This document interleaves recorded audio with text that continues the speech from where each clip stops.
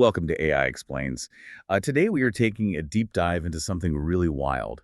We are heading to the absolute bottom of the world to solve a mystery that comes from like the very edge of the universe. Yeah, it is. It's a completely fascinating study on what we call ghost particles Yeah. or neutrinos. Right. And to explain this simply for anyone totally new to this field, we are looking at a breakthrough paper from the IceCube collaboration. Yeah. But when we say IceCube, we're not talking about some normal telescope on a mountain looking up at the stars. No, definitely not. We are actually talking about a detector buried over a mile deep in the Antarctic ice. It's between like 1,400 and 2,400 meters down. Which just sounds crazy, but that Yeah. setting is totally crucial to the science. They basically buried over 5,000 individual sensors down there in the ice.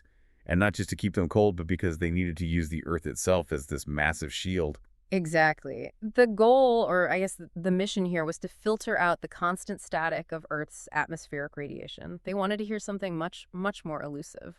Right, these high-energy extraterrestrial neutrinos. Basically, these tiny ghost particles that shoot in straight lines straight across the universe.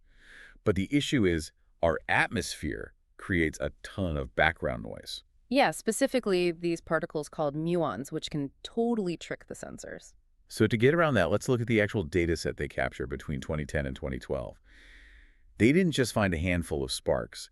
They found 28 very distinct high-energy events.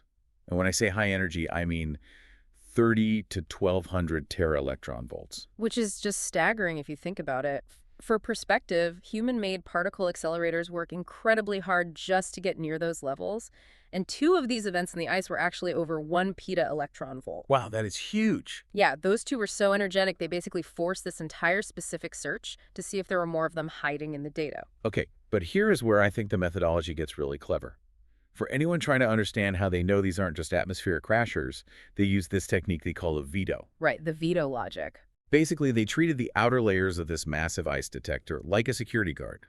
If a particle track started outside the detector and moved in the veto, just assumed it was atmospheric junk and ignored it.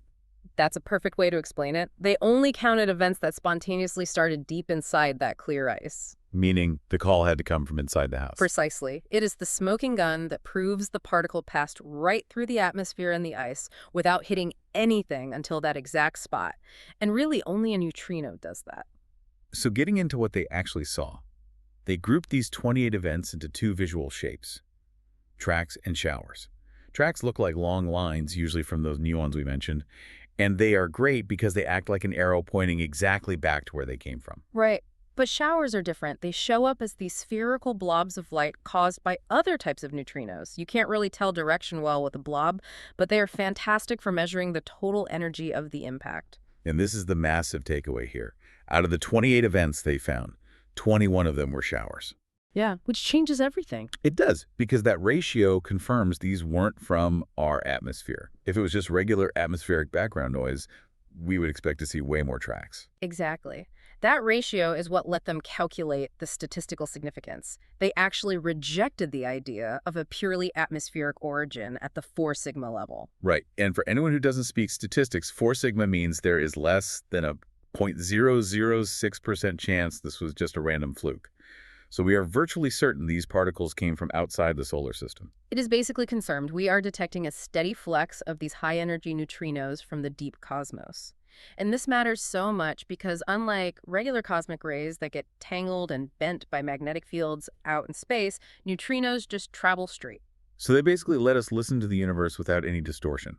Exactly. We are transitioning from just looking at the universe with light to actually listening to it with these particles. But there is one catch, right? The where. Because even with 28 confirmed events, they still couldn't pinpoint a single specific source. Like they couldn't point to one specific black hole or distant galaxy. The arrival angles were just too evenly spread out across the sky. True. We clearly received the message, but we still don't know exactly who the sender is. Although I know you noticed that one small detail in the analysis about the galactic center. Oh yeah, I did. They saw a cluster of 5 events right near the center of our own Milky Way galaxy.